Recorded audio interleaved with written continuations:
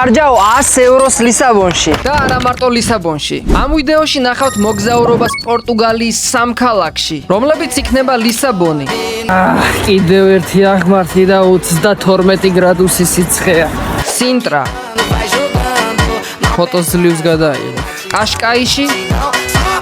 ვაშიბანავით ჩეკ და პორტო.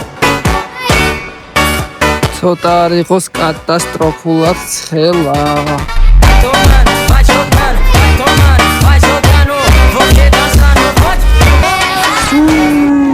სადაც ჯამურად დავხარჯავ 150 ევროს. და არა, ეს ვიდეო არ იქნება თავის გადარჩენაზე. არამედ ჩემი მიზანია, რომ განახოთ თუ რა აქტივობებს გავაკეთებ კონკრეტული თანხის ლიმიტში. 100 ევრო უნდა მეყოს მთელი დღის აქტივობებში, სადაც შევა მთელი დღის კვება, რა თქმა უნდა მთელი დღის დალევა და გასართობი აქტივობები. და გავიგოთ საერთოდ არის თუ არა პორტუგალია ძვირიანი ქვეყანა. მანამდე კი მოგიყვები თუ როგორ მოვხვდი ამ უფერადეს ქალაქში.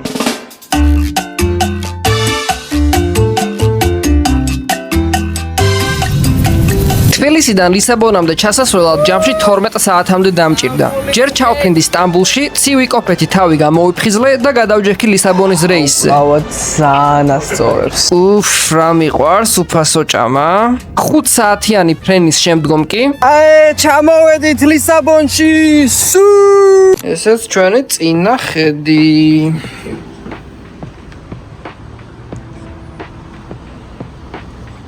ესეც ჩვენი აპარტამენტის ეგრეთ წოდებული მისაღები ოთახი. და ესეც ხედი უკანა მხრიდან. ცოტათი სოლოლაკის ბინებს მაგონებს. და ესეც საძინებელი ოთახი, უბრალოდ ცოტა გვიან მომიწია ამის გადაღება. მოვედით ჩვენს აპარტამენტშიც, მოკლედ ძალიან ლამაზი ადგილია, სხვათა შორის ნორმალური ქუჩაც არის, მაგრამ ტაქსის ზღოლმა გაგვაფრთხილა, რომ აქვეო სადღაც 300 მეტრშიო არის ინდოელების და პაკისტანელი მიგრანტების შეკრების ადგილიო და ხამის 11 საათის მერე მაინც ცოტა ფრთხილად იყავითო. კრიმინალი არის, როგორც ჩანს, გაზრდილი და ცოტა არ იყოს მართლა ეს პორტუგალიელი ხალხი შეწუხებული არის არალეგალური მიგრანტებისგან ბოლო პერიოდში რა და მაინც ცოტათი სახიფათოა და ეხლა რა თქმა უნდა 11 საათის მერე ეგეთ ქუჩებში, სადაც ეგრეთ წოდებული crime rate ცოტა უფრო მაღალია, ჩვენც თავს ავარიდებს, რომ არ მოხვდეთ. ძალიან ტრადიციული და ლამაზი არქიტექტურა აქვთ, მაგრამ სხვა ევროპის ქალაქებში, სადაც ყოფილვარ ასე თუ ისე ცოტა უფრო ლამაზად არის შენარჩუნებული და როგორც ჩანს უფრო ხშირად რემონტდება და იღებება და აქ ცოტა სიძველის ასე ვთქვათ ფონიც აქვს ამ არქიტექტურას, მაგრამ მაინც ერთიანობაში რა თქმა უნდა ძალიან ლამაზია. ეს კაფელიანი შენობები მაგრადევასებათ ისე. ამ კერამიკულ ფილებს აზულეჟუ ეწოდება, რომლის საფუძველიც ჯერ კიდევ მე-15-მე-16 საუკუნეების მუსლიმი დამპყრობლებისგან მოდის. ეს ფილები იცავდა სახლებს წვიმისგან, ტენიანობისგან, იყო მარტივად მოსავლელი და ცხელ ზაფხულში ინარჩუნებდა სიგრილეს. მაგრამ კაფელები იქეთ იყოს და ყველგან აღმართებია. Google Maps-ი 5 წუთს რო გეწერს, რეალურად გეწევს ძალიან ციცაბო აღმართის აულა. კიდევ ერთი კიბე, კიდევ ერთი აღმართი. ჩაფრენიდან პირველ საღამოს ცოტა გავისეირნე, გამოვიძინე და შემდეგი დღისთვის გავემზადე ჩემი ჩელენჯის ფულის სახარჯავად. ახლა არის დილის 10 საათი და რა თქმა უნდა დილას ყველაზე მეტად უხდება ყავა. ამიტომ ჩვენი 100 ევროს პირველი მსხვერპლით ზუსტად გახდება ქოფიშოპი. ეს იქნება ჩემი დღევანდელი საუზმე, აქ მაქვს პანო შოკოლადი და ცივი ლატე. ცივი ლატე რეალურად ჩემი აზრით ცოტათი ძვირი კი ღირს 4 და 80, მაგრამ რეალურად ძალიან საყვარელ ადგილობრივ კაფეში ვართ და თან ძალიან კაი ყავის მიმართულება აქვს. აბა გავსინჯოთ და ვნახოთ რამდენად ღირს 4 და 80 ეს ჩვენი ცივი ლატე. კაი ლატე ანაბილად. ესეც ჩემი დღევანდელი საუზმე. ნორმალურია. ორი ერთად დამიჯდა 7 ევრო და 20 ცენტი და გავაგრძელებთ ბრანჩით. რეალურად 7 და 20 თითქოს არ არის ძვირი ერთ ლატეში და პანო შოკოლადში, მაგრამ ჩემი აზრით თბილისში უფრო იაფი დაგვიჯდებოდა. დამრჩა 92 ევრო და 80 ცენტი. რასაც ჭკვიანი კაცი ჭკვიანურადვე დახარჯავდა. მაგრამ მე ერთ-ერთ ტურისტულ ნახეში მეც გავები და ჩემს 100 ევროიან ჩელენჯში 12 ევრო დავხარჯე უალკოჰოლო პინაკოლადაში. აქვე ფრეშად აკეთებენ მთლიან ანანას შიგნიდან გიჭრიან, აბლენდერებენ ცოტა ქოქოსის რძესთან ერთად. რეალურად 12 ევრო ცოტათი ძვირია, იმიტომ რომ მე მგონი დაახლოებით ასე 4-5 ევროდ ერთ მთლიან ანანას ისედაც იყიდი, მაგრამ რა თქმა უნდა ხელობასაც თავისი ფასი აქვს. არა, ძალიან სასიამოვნო დასალევია მართლა. წიფე ანანასია, როგორ ჩანს, ქოქოსის გემოც ძალიან კარგად აქვს და თან გამაგრილებელია, რა თქმა უნდა, ამ შუა ზაფხულში. არა, ანანასი მართლა ძალიან კაია. არ ვიტყუები მართლა. და დაგვრჩა დღის ბოლომდე 80 евро დასახარჯი. რასაც მართლა მეგონა რომ ერთ დღეში დავხარჯავდი. სანტა-მარიას ულამაზესი მონასტერი, რომელიც სრულიად უფასო აქტივობაა. კი, ევროპაში მოგზაურობისას ძალიან მიყვარს ისტორიულ შენობებში შესვლა, მაგრამ ამაში ფულის გადახდა არც ისე.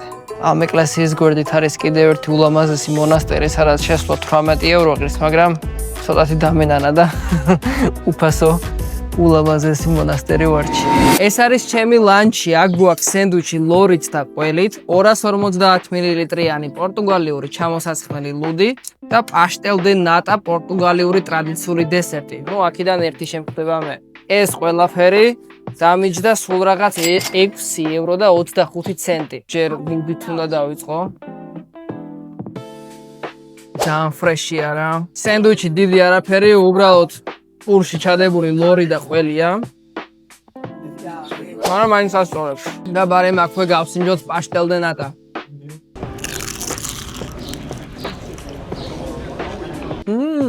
ნუ ეს ძალიან კაია. 9 თუნა და კრემოვანია. ლანჩის შემდგომ ცოტა კიდევ გავისერნე ქალაქში და ვნახე ბელემის კოშკი და ელექს ფაქტორი, რომელიც მიახლოებით ისეთივე სივრცეა, როგორიც თბილისში ფაბრიკა. ვა, ეს რა დერსკი ტიპია, რა ვახარ ჩემი ძმა. და 15 ევროთ შევიძინე ჩემი საყვარელი ფეხბურთელის კრისტიანო რონალდოს ანიმაციური წიგნი. სუ! ნახეთ რა საყვარლობა.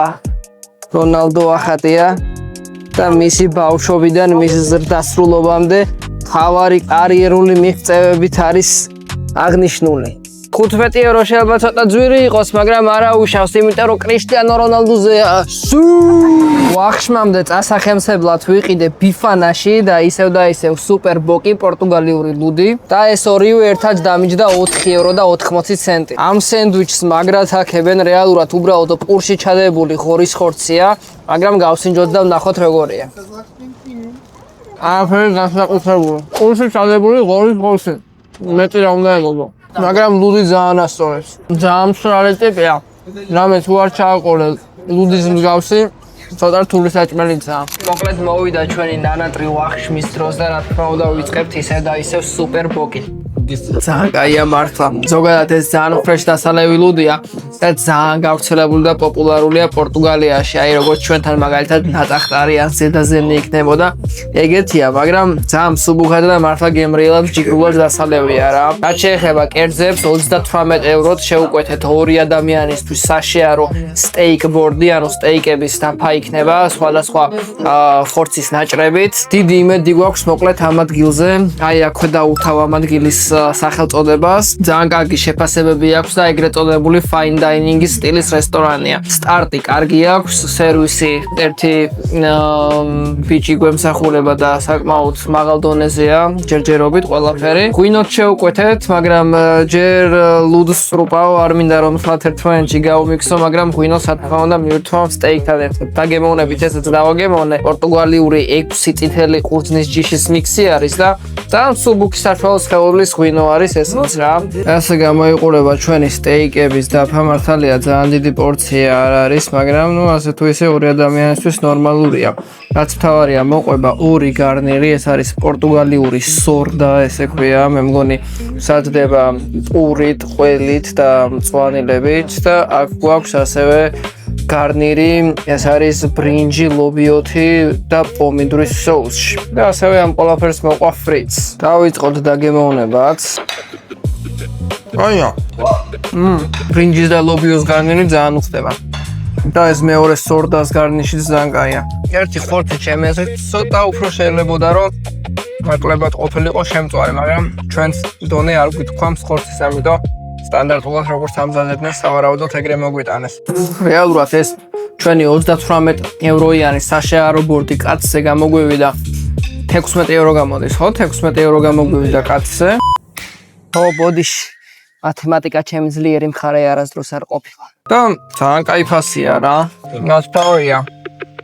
ღვინო ერთი ჭიქა გამოდის 5.5 ევრო. ერთ მაინც გვხვდება ძალიან მაგრად რა.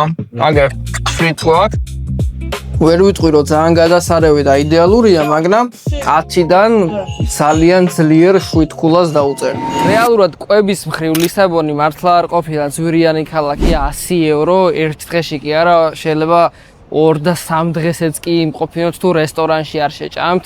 მას შემდეგ რაც მე რონალდოს ანიმაციური საყვარლობა წიგნი ვიყიდე და ძალიან კარგი ხარისხის high class რესტორანში ვივახშმე, დამრჩა 27 ევრო და 95 ცენტი. დღეს მივდივართ პატარა ულამაზეს ქალაქში სინტრაში და მაქამდე კიდე მივირთმევ breakfast, რა თქმა უნდა, ყავასთან ერთად. ახლა არის ზუსტად 9:15 წუთი.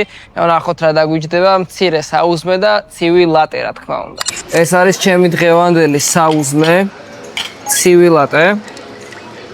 ახალ გაღვიძებული ვარ, მოდი. უასანის სენდვიჩი და პაშტელ დე ნატა. ეს ყველაფერი დამიჯდა 7 ევრო და 45 ცენტი და ნახოთ რამდენად ღირდა. ლატეს არა უშავს. უასანის სენდვიჩი ნორმალურია. პაშტელ დე ნატა ძალიან კაია.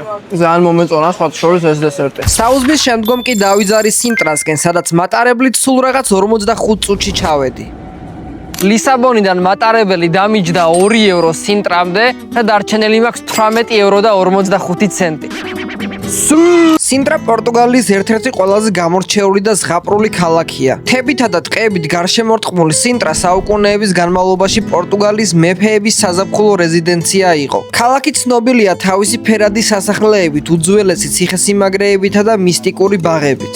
ყველაზე ცნობილი ღირსშესანიშნაობა კი ფერადი სასახლე პენა პალასია. უნიკალური არქიტექტურისა და ბუნების შერწყმის გამო სინტრა იუნესკოს ძეგლთა დაცვის სიაშია შეტანილი და ყოველწლიურად მას მილიონობით ტურისტი სტუმრობს. ძალიან ლამაზი სუბტროპიკული გარემო ყია, მაგრამ სასახლისკენ მიმავალი გზა ძალიან გადატვირთულია. ძალიან ბევრი ხალხი მოძრაობს. რეალურად რაც კი ცოტა ისეთი სანახავი ადგილია, ყველაფერი გადატვირთულია ასე თუ ისე. მაგრამ ბუნება ძალიან კაია რა. რაღაცნაირად ჩვენს დასავლეთ საქართველოს წააგავს ცოტა გურიას, ცოტა აჭარას. ზუსტად ეგეთი ვაიბები მოაქვს. აი ამ ადგილს. სინტრას ცენტრიდან სასახლე ფეხით სასიარულოდ საკმაოდ შორსაა, ხო და ამიტომ ამ მანძილის გასავლელად გამოვიძახეთ ტაქსი. ტაქსმა ამ სასახლის ამოსასვლელ გზამდე დაწერა 7 ევრო და დარჩენილია 11 ევრო და 45 ცენტი. აი ეს ლამაზი დესერტი კი მაჩუქეს. ამ ტიპმა კი ვიდეოს წესიერად გადაღება არ მაცადა. ეს ბებო ისე იყურება უეჭველი ჩემხარესაა. ესეც მაჩუქეს. გარედან ფენოვანლობიანს დავს. რაღაც კრემია. აქაურობა მართლა კი ძალიან ლამაზია, მაგრამ მართლა იმდენად ბევრი ხალხია, აგე შეხედეთ. ფოტოს ძლივს გადაიღებ. რიგები დგას ფოტოს გადასაღებ ადგილებთან. დაუყევით უკანა ბილიკს. სასახლეების მიმდებარე ტერიტორია ჩაფლულია სუბტროპიკულ სიმწვანეში. სინტრას ტყეებსა და მთებში მრავალი საფეხმავლო ბილიკი გადის, რომელიც სასახლეებიდან განსხვავებით არც თუ ისე დატვირთულია ხალხით. ამ ბილიკებზე ყოველი ნაბიჯის შემდეგ ახალი ხედი გელოდება. მწვანე ტყეები, ციცაბო კლდეები და შორიდან მოჩენილი სასახლეები კი ამ გასეირნებას ნამდვილ თავგადასავლად აქცევს. ერთი პატარა ძალიან კარგი ჰაიკი კი გამოგვივიდა სხვათა შორის. აქვე არის იდუმალებით მოცული მიწისქვეშა კოშკის მაგვარი ჭა, რომლის კედლებსაც დახვეული გოთიკური სტილის კიბეები მიუყვება დაბლა. დახვეული კიბეები 9 დონისგან შედგება, ხოლო მეცნიერთა აზრით ეს დანტეს ღვთაებრივი კომედიის მიხედვით ჯოჯოხეთის 9 წრეს გარასახიერებს. ქვემოთ ჩასვლის პროცესი დედამიწის წიაღში სიმბოლურ სიკვდილს, ანუ საკუთარი თავის შეცნობას, ხოლო ამოსვლა ხელახალ დაბადებას უტოლდება. და იმ კიბეებიდან უკვე ჩამოდიხარ ესეთ გამოქვაბულში. და ახლა უნდა შეგხვდეს ჩანჩქერა, რომელმაც არც თუ ისე გაასწორა, მაგრამ მთლიანი სინტრას სანახაობა ძალიან კარგი იყო.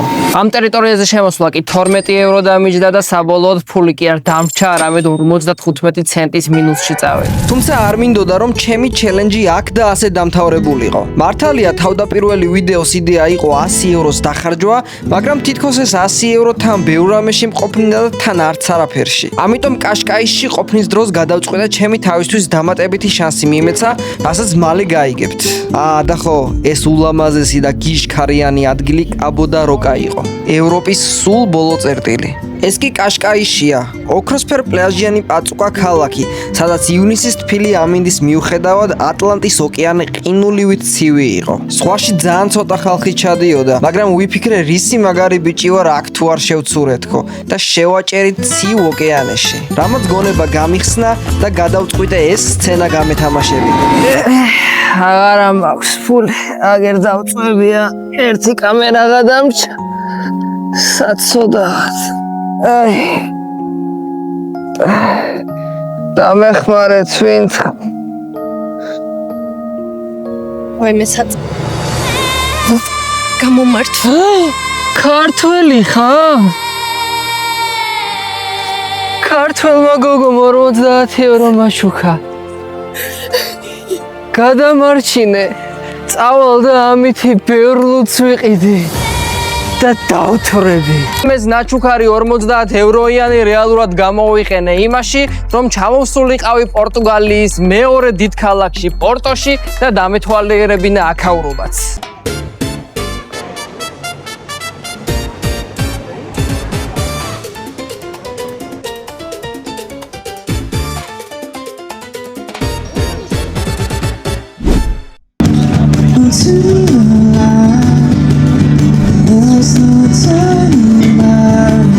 ლისაბონიდან პორტომდე 314 კილომეტრია, რა მანძილის გავლასაც მატარებელი 3 საათამდე ანდომებს. იმისთვის რომ პორტოში დილიდანვე ყოფილიყავით, გათენებამდე გავიღვიძე ყავა, წავწრუპე და დავიგაზეთ მატარებლით. პორტოში ჩამოსვლა ლისაბონიდან მატარებლით დამიწა 16 ევრო და იმისთვის რომ ჩავეტიო ჩემი ჩელენჯის ლიმიტში უკანა გზის ბილეთს ყიდულობენ ჩემი მეგობრები. რომლებმაც ეს ინფორმაცია ახლახანს გაიგეს. აბა როგორ გიხარით? კასკაიში ჩვენ გადაგიყვანეთ რა იყო ძმა. აი, მატარებელს ეს მიხდის. მატარებელს ეგ გიხდის. შენ რას მიხდი? მე გაჭმე. და? მე გაჭმე. შენ მაჭმე. კერესა? ერესა დაგალებინებს. დამალევინებს. კაი, მუდები შენზე იყოს. და თიმ პატარა? შენ მეგობარი არა.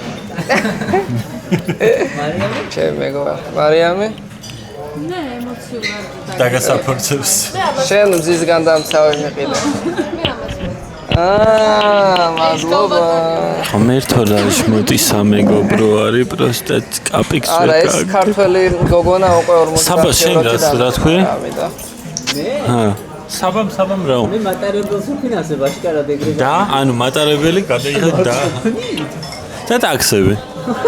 მე რატომ სუდა პლასტიკი ხარ? იასაბა. ო, ტაქსები მგონი არც ჩამერიცხავს და. ო, კაკრა საბას გადახდილი აქვს ტაქსები, მადლობა საბა. დაიდო ზავი. აი, ეხლა უნდა ვშთანთქო ჩემი ჩიას პუდინგი და სენდვიჩი. ეს არის ჩემი საუზმე პორტოში, რომელიც დამიჯდა 5 ევრო პუდინგი და 5 ევრო ზუსტად ეს სენდვიჩიც, ანუ ჯამში 10 ევრო. აბა, დავაგემონოთ. ნუ, რომგანო. გარიდან კარგადაა გახუხული, შიგნიდან ფუმფულაპურია, ცოტა მოთმო, რუკოლაც ძალიან ხდება. მოკლედ, კაია, მაგრამ ცოტა უფრო იაფადან შეგიძლიათ კაი რამის დამა. ეს ჩვენი ჩიას პუდინგი ქოქოსის ბზით და კიდე ბევრი რაღაცეებით. მე მგონი მანგოს პიურე აქვს და ზემოდან აქვს ნუშის ფანტელები მოყრილი. ნუ, ფიტნაც აქვს. კარგი ისაა, რომ არაა ძალიან ტკბილი და ცოტათი ეგრე მგონია, რომ კაი ჯანსაღ რაღაცას ჭამ რა. აფაგემდნენ. და საუზმის შემდგომ პორტოში დასახარჯად დარჩენილი მაქვს 24 ევრო. რაც უფრო ცენტრში შემოვდივართ პორტოში, მით უფრო მომწონს ეს ქალაქი, იმიტომ რომ არქიტექტურა რა თქმა უნდა უფრო იცვლება და უფრო კარგად არის შემონახული. აი ეს ულამაზესი არქიტექტურული ნაგებობები უფრო პორტოს ცენტრისკენ. თავიდან მატარებლის სადგურთან რა ადგილასაც ჩამოვედით, ცოტათი გარეუბანივით არის, არაფერი განსაკუთრებული. დიდად ხალხიც არ დადიოდა ქუჩაში, მაგრამ რაც უფრო ცენტრისკენ შემოდიხარ, რა თქმა უნდა, იზრდება ტურისტების რაოდენობაც. ახლა ასე თუ ისე კარგად გადატენილია მოკლედ პორტოს ცენტრი და უფრო ბევრ საინტერესო ღირსშესანიშნაობებს ნახავთ ცენტრისკენ. ცოტა არ იყოს კატასტროფულად ცხელა. ძალიან მინდა რომ დავლიო ლუდი, ისე მაგრა დაჭერს და ისე ცხელა. ერთადერთი სივსასმელზე მეფიქრება ჯერჯერობით. ამიტომაც სასტრაფოდ გავემართე ლუდის მოსაწრუპად.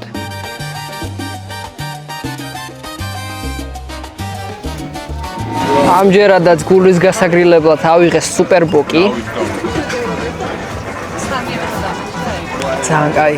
200 მილilitrიანში 3.5 ევრო მივეცი. მაგრამ რეალურად აქაურობის მთლიანი მუღამი ეს ლამაზი სივრცე და ესეთი ლამაზი ხედებია. პორტოში განსაკუთრებით საინტერესოა ამ ვიწრო ისტორიულ ქუჩებზე სეირნობა, რასაც აუცილებლად თან ახლავს. კიდევ ერთი აღმართი. ეს აღმართები თუ მომკლავს მე. ბუდის დალევის შემდგომ შევიძინე ესეთი უსაყვარლესი სუვენირი მაცივარზე მისაკრობი ტრადიციული პორტუგალიური, რაც ღირდა 4 ევრო, ცოტა ძვირია, მაგრამ მაინც და სულ დამრჩა 20 ევრო ნახევარს გამოაკელი 4-16 ევრო ნახევარი. პორტოს ისტორიული ცენტრი ვიწრო ქუჩებით, ქვის კიბეებით და ერთმანეთთან მჭიდროდ განლაგებული ფერადი სახლებით გამოირჩევა. დაღმართზე მიმავალი ქუჩები მდინარე დოურუსკენ ეშვება, სადაც პატარა ბარები, კაფეები და ადგილობრივი სასმელების სახლებია განთავსებული. აქ განსაკუთრებით იგრძნობა ქალაქის ავთენტური ატმოსფერო, სადაც აუცილებლად უნდა დააგემოვნო კიდევ ერთი პორტუგალიური სასმელი. პორტოს ძალიან ტრადიციულ ლოკალურ ბარში შევიძინეთ ჟინჟინია, რომელიც არის ალუბლის ლიქიორი და ეს პაწუკა შოტი ღირდა 2.5 ევრო. გაგიმარჯოთ. აი რამეა. აი ჩვენთან დასავლეთში, განსაკუთრებით იმერეთში რო აკეთებენ ალუბლის ლიქიორებს, ზუსტად ისეთი გემოს. ასე ჟინჟინიათის შეჟუჟუნებულმა კი დაუყევი პორტოს ზღვისპირა დასახლებისკენ. აქ შეხვდებით ოქროსფერ წვრილ კენჭებიან პლაჟებს, სადაც ქალაქის ცხელი ამინდის განსხვავებით ოკეანის გრილი ნიავი უბერავს და ივნისის თვეში ზღვაც საკმაოდ ცივია. ხო და ზღვა მოშიება იცისო და მეც გავემართა ჩემი ჩელენჯის ბოლო ვახშმისკენ. ჩემი დარჩენილი 14 ევროთი უკვე შევუკვეთე ვახშამი, რა თქმა უნდა დიდი სუპერბოკი, რომელიც შევიძინე 4 ევროთ, ხოლო 9.5 ევროთ შევიძინე პრეგო, რომელიც არის სტეიკ სენდვიჩი. ველოდები ამ ჩემ სტეიკ სენდვიჩს, მანამდე კი გაგიმარჯვეთ. მოკლედ ეს სუპერბოკი არის რაღაცა საოცრად დასალევილუდი. რაღაც პონჩი მონოპოლიაც აქვს, იმიტომ რომ პორტუგალიაში თითქმის ყველა ადგილას პატარა რესტორანი, პატარა კაფე, დიდი რესტორანი, ლაქშერი რესტორანი. ყველგან ესენი იყიდება რა, მაღაზიებშიც, რესტორნებშიც, კაფეებშიც, ავიცი და პორტუგალიებსაც ყველას უყვარს და ტურისტებიც სულ სწროპავენ. რეალურად ძალიან მსუბუქად დასალევილუდია, მაგრამ მაინც მაგრა დასწორებს. მოვიდა ჩემი სენდვიჩიც და ასე გამოიყურება ჩემი 13 ევრო ნახევრიანი ვახშამი. ესეთი ხორცი აქვს შიგნით. მე მგონი საუერდოუ ანუ დამჟავებულ ცომიანი პურია. ვერ ვიტყვი რომ ძალიან განსაკუთრებული რამეა, მაგრამ კარგი ისაა რომ თითქოს პური ახალგამომცხვარია, სტეიკი ცოტათი მედიუმის დონეზეა შემწვარი. Thank you very much. ძალიან მარტივად იღეჭება, ძალიან რბილად მოდის თვითონ ხორცი და ერთიანობაში ძალიან მარტივად და სასიამოვნოდ საჭმელი სენდვიჩია. არ არის განსაკუთრებული, ძალიან მარტივი გემოები აქვს, მაგრამ თავარია რომ სიფრეში აქვს და ერთიანობაში ლუცთან ერთად ძალიან მაგრად იგრძნობა. და თითქოს ცოტა ბურგერების და სენდვიჩების ოდნავ უფრო მოჯანსაღო ფრეშ ვერსია არისო. 10-დან ამასაც დაუწერდი დაახლოებით 7.5 მყარ კულას და პრეგო ერთხელ მაინც უნდა სცადოთ პორტუგალიაში. ასე აღსრულდა ჩემი 100 ევროს პლუს 50 ევროს დახარჯვა ლისაბონში და პორტოში. რეალურად როგორც ვამბობ, შეგიძლიათ რომ ბევრად უფრო ბიუჯეტურად გამოიყენოთ ეს თანხა.